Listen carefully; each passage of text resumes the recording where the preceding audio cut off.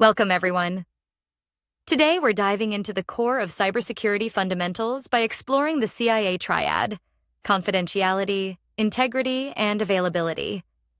This foundation is crucial for understanding how security professionals protect information and systems. We'll also touch on related concepts like the DAD Triad, security controls, and data protection. So, let's get started and build a solid base for your Security Plus journey. So, what exactly is cybersecurity? At its heart, it's about protecting systems, networks, and data from unauthorized access or damage. The goal is to preserve confidentiality, integrity, and availability. But it's not just about technology. People and processes play a huge role too. Humans can be both the weakest link and the strongest defense, while policies and technical tools work together to enforce security. Understanding this balance is key to effective protection. Now, let's focus on the CIA Triad itself, the three core goals every security professional must protect. Confidentiality means keeping information accessible only to authorized users. Integrity ensures data remains accurate and unaltered by unauthorized parties. Availability guarantees that systems and data are accessible when needed. Every security decision you make should support at least one of these pillars, because together they form the backbone of cybersecurity. Confidentiality is all about restricting access to sensitive information. Encryption plays a big role here by converting data into unreadable ciphertext, so only those with the right key can read it. Access controls, like usernames, passwords, and multi-factor authentication, limit who can see or use resources. Data classification helps organizations apply the right protections based on sensitivity, and the need-to-know principle ensures users only access information essential for their job. These mechanisms work together to keep data safe. Security controls are grouped by how they work to protect systems. Technical controls include firewalls and encryption, the tools that enforce security through technology. Operational controls cover processes like access reviews and vulnerability management, focusing on day-to-day security tasks. Managerial controls involve planning and risk assessments, guiding overall security strategy.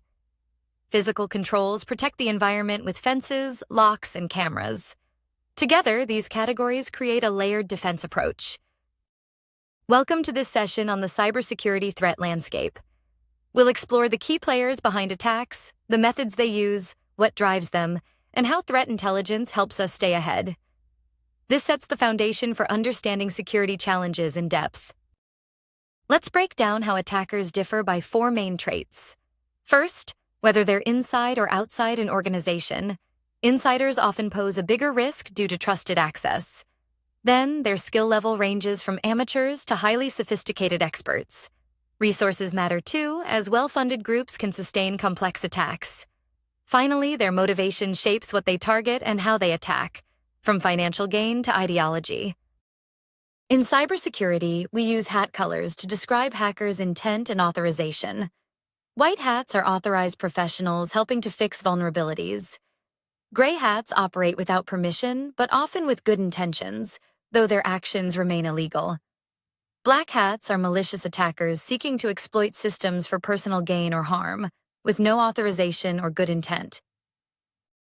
Now, focusing on specific threat actors, unskilled attackers, often called script kiddies, use ready-made tools without deep understanding and target any weak system. Hacktivists are motivated by political or ideological causes, sometimes defacing sites or leaking data to make a statement. Insider threats come from trusted individuals who misuse their access, making them especially dangerous since they bypass many defenses. Moving to more advanced threat actors, nation-state actors operate with very high skill and unlimited resources, conducting long-term, stealthy campaigns for political or strategic goals. Organized crime groups run professional operations like ransomware and fraud for financial gain. Shadow IT isn't malicious, but creates risks by using unapproved tools, leaving gaps that IT can't monitor or protect. Understanding attacker motivations is crucial because it influences their methods and targets. Financial gain drives many attacks like ransomware and fraud. Espionage involves stealing secrets for governments or corporations. Some seek disruption or chaos just to cause damage. Political or ideological goals motivate hacktivists. Revenge comes from disgruntled insiders, while war or geopolitical conflicts use cyber attacks as weapons. Attackers often gain entry through digital messages and files.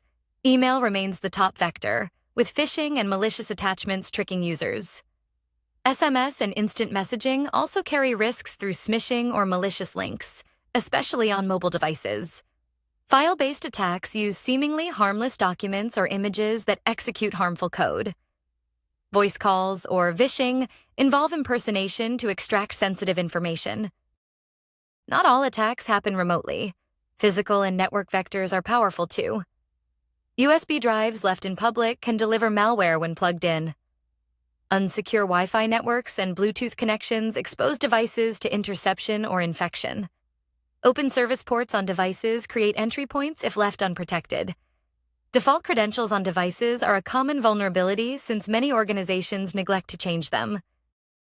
Supply chain attacks target trusted vendors rather than the organization directly. By compromising hardware providers, attackers can insert malicious components before delivery.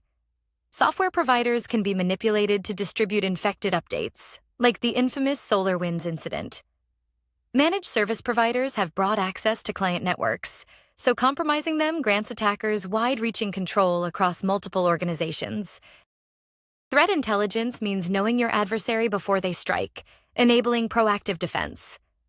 Open-source intelligence gathers public data like news and dark web info, but requires careful filtering. Indicators of compromise are technical clues signaling an attack, shared to speed detection.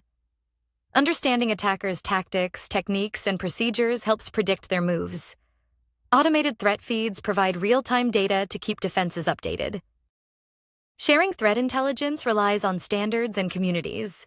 STAX and TAXI enable organizations to exchange structured threat data automatically, combining multiple sources for broader detection.